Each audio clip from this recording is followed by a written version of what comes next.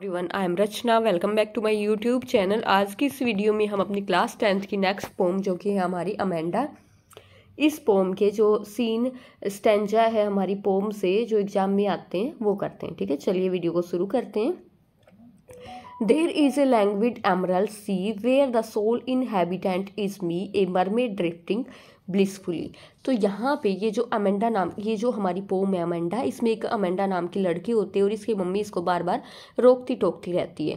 तो ये जो अमेंडा है वो सोचती है कि काश एक ऐसा शिथिल सा सागर होना चाहिए जहाँ पे मैं ही उस सागर में रहने वाली अकेली जलपरी मैं ही होनी चाहिए, और ताकि मैं वहाँ पे बहुत ही मज़े कर सकूँ, आनंद प्राप्त कर सकूँ। ठीक है, ये है इसकी Hindi.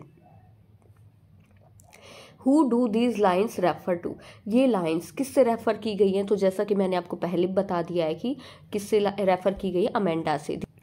These lines refer to a little girl Amanda. ठीक है, how is she portrayed here's, यहाँ पे ये जो लाइन्स है इसमें सी को कैसे दर्शाया गया है? तो कैसा दर्शाया गया है? The scene is of beautiful green colour, दर्शाया गया है कि जो सी है वो बड़ा ही सुंदर और ग्रीन कलर का है।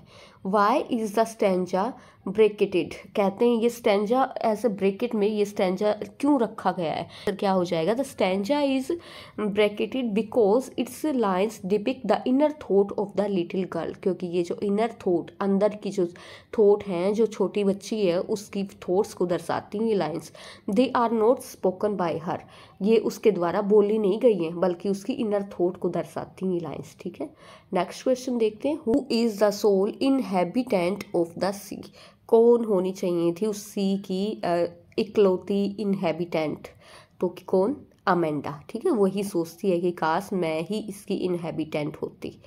नेक्स्ट देखते हैं। Find out from the passage words which mean the same, हमने पैसेज में से वर्ड्स ढूंढने हैं। रिलैक्स्ड एंड पीसफुल, तो इसके लिए जो वर्ड यूज हुआ है वो क्या है? लैंग्विड, लैंग्विड LANGUID। और वाटर फेरी का यहाँ पे क्या? मरमेड। वाटर फेरी के लिए हमारी इस पोम में मरमेड ये वाला वर्ड यूज़ किया गया है। ठीक है, मतलब जल परी। चलो अब नेक्स्ट देख लेते हैं। तो अब देखो ये जो दूसरा स्टेंजा है ये भी ब्रैकेट में है, तो इसका मतलब ये इनर थॉट्स हैं किसकी? हमारी पोम की। जो ये पोम में जिस लड़की के बारे में बताया गया अमेंडा, उसकी इनर थॉट्स हैं। आई एम एन ऑर्फन, वो सोचती है काश मैं ऑर्फन होती, रोमिंग द स्ट्रीट, और मैं स्ट्रीट में गली में घूमती। I pattern soft dust with my हस्ट बेयर फीट, और मैं नंगे पैर से अपने पैरों के डिज़ाइन को ड्रॉ करती। The silence is golden the freedom is sweet, कहते हैं चुप्पी ही गोल्डन होती है और जो फ्रीडम है वो बहुत ही प्यारी होती है। वो चाहती है कि वो फ्री रहे, उसकी मम्मी उसको ज़्यादा रोके टोके ना, इसीलिए वो सोचती है कि काश कि वो अनाथ होती। नेम द पोम, इस पोम का क्या नाम है? तो हमारी पोम का नाम है अमेंडा, और हमारी इस पोम के पोइट का क्या नाम है? रॉबिन क्लेंजी। ठीक है, what does the speaker say about silence and freedom, यहाँ पे कहते हैं जो स्पीकर है, जो ये लाइन्स कहते हैं वो साइलेंस के बारे में और फ्रीडम के बारे में उनके क्या विचार हैं? तो अमेंडा, क्योंकि स्पीकर कौन है? अमेंडा ही है, तो द स्पीकर या फिर Amanda sage of her, the silence is golden and the freedom is so sweet. Silence के बारे में वो कहती है कि साइलेंस तो गोल्डन है और फ्रीडम बड़ी ही प्यारी चीज़ है, स्वीट है। ठीक है, next question.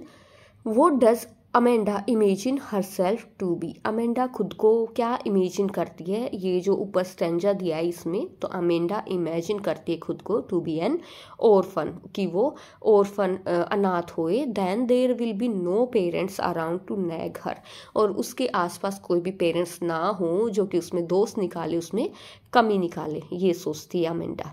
How does the speaker make designs, कहते हैं कि जो स्पीकर है अमेंडा है वो कैसे डिजाइन बनाती?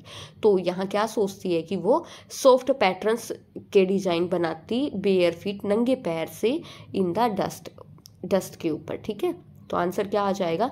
Amanda makes soft patterns as she puts her bare feet gently in the dust.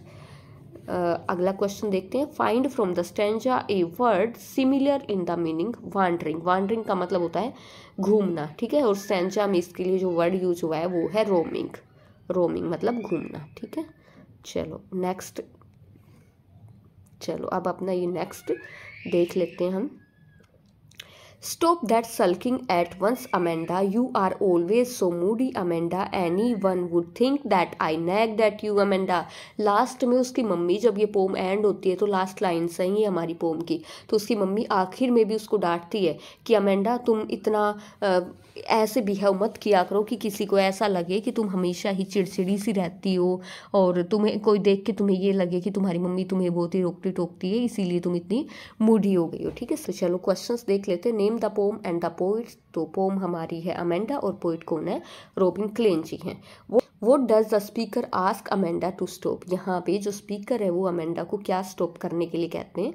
तो the speaker ask Amanda to stop sulking at once. एकदम से गुस्से में आना बंद कर दो अमेंडा, ये बोलते हैं जो स्पीकर है। स्पीकर माना गया है इसकी मम्मी या पापा कोई भी हो सकते हैं, बट मोस्टली मदर्स ही बच्चों को ज़्यादा डांटती है, तो इसलिए हमने अज्यूम किया कि मम्मी ही होगी। वो type of girl is Amanda according to the speaker. ये इस लाइन, ये जो पैसेज ऊपर दिया था इनके अकॉर्डिंग जो अमेंडा है वो किस टाइप की लड़की है? सी इज़ ऑलवेज वेरी मूडी। तो इन लाइन्स के अकॉर्डिंग तो अमेंडा बड़ी ही मूडी है। ठीक है, कि वो बार बार गुस्सा हो जाती है, नाराज हो जाती है। नेक्स्ट देखते हैं, what does the speaker fear. यहाँ पे इन लाइन्स में स्पीकर को किस चीज़ का डर है? तो यहाँ स्पीकर को डर है that the people would think that he nagged, sorry he या सी जो भी हो, नैग्ड एट अमेंडा। उसको डर है कि लोगों को पता चल जाएगा कि अमेंडा को इसकी मम्मी या पापा जो भी हैं बहुत ज़्यादा डांटते हैं, रोकते टोकते हैं, उसमें कमियां निकालते हैं। ठीक है, इस चीज़ का उन्हें डर है। असल में तो था ही ऐसा, करते थे वो उनके साथ ऐसा, अमेंडा के साथ। चलो नेक्स्ट क्वेश्चन देखते हैं। Find words from the stanza which mean as the same meaning हो। गेटिंग बैड टेम्पर्ड मतलब एकदम से स्वभाव बदल जाना, एकदम से गुस्से में आ जाना, एकदम से नाराज हो जाना। ठीक है, तो इसके लिए जो वर्ड यूज हुआ है वो क्या है? सल्किंग, मतलब नाराज हो जाना, उदास हो जाना।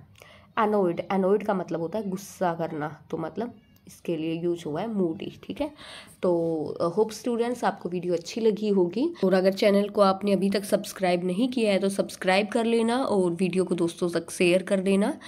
थैंक्स फॉर वॉचिंग, मिलते हैं नेक्स्ट वीडियो में, तब तक के लिए bye bye, take care, have a nice day.